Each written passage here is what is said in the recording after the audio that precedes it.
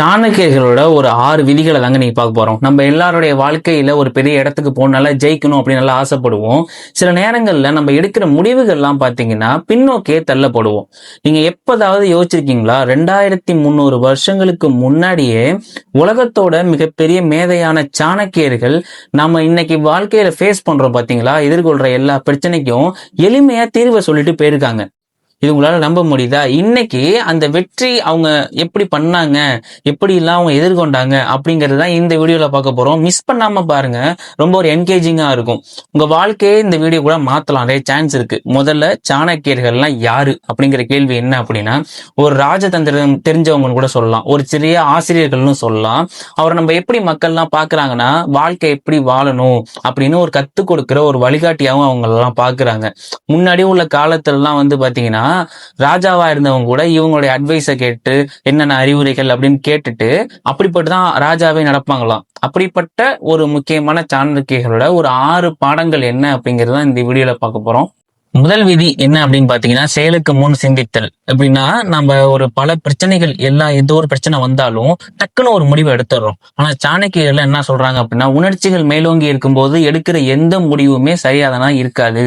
நீங்க எப்போ ரொம்ப கோபமா இருக்கீங்க, ரொம்ப ப்ரெஷரா இருக்கும் பாத்தீங்களா, ஒரு விஷயத்துக்கு பாத்தீங்கன்னா ரொம்ப அவசரப்பட்டு நம்மளே ஏதாவது ஒண்ணு புதுசு சமூகம் வச்சு செய்வோம் பாத்தீங்களா, அந்த ஒரு நிமிஷம் பாத்தீங்கன்னா அமைதியா இருங்க.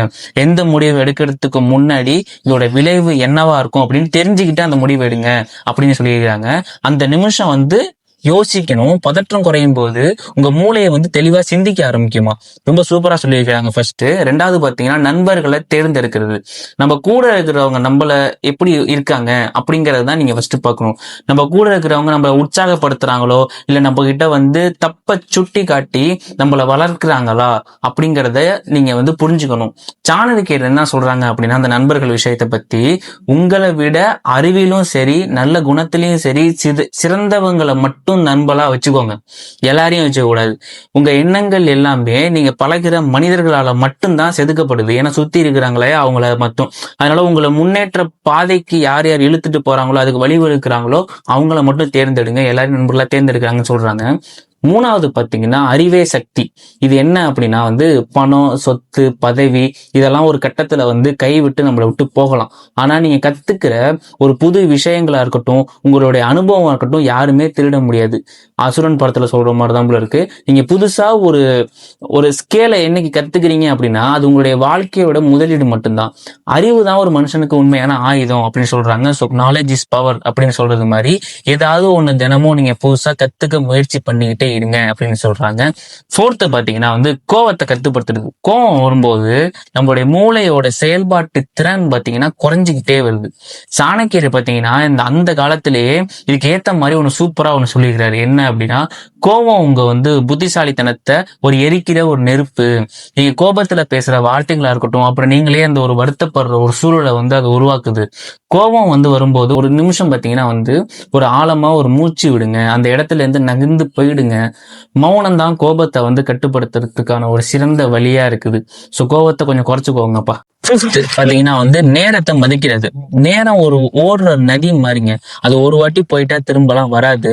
நிறைய பேருக்கு பிறகு பார்க்கலாம், இது அப்புறம் தள்ளி போட்டுக்கலாம் அப்படின்னு சொல்றாங்க. ஆனா அந்த சாணக்கியர்கள் என்ன சொல்றாங்க அப்படின்னா, நேரத்தை வீணாக்குறது உங்க வாழ்க்கையை நீங்களே குறைச்சிக்கிறதுக்கு சமம் அப்படின்னு சொல்றாங்க. இன்னைக்கு நீங்க செய்ய வேண்டிய வேலைய இன்னைக்கே அதை செய்யணும். இன்னைக்கு என்ன செய்யணும் அதை செஞ்சு முடிச்சிருங்க.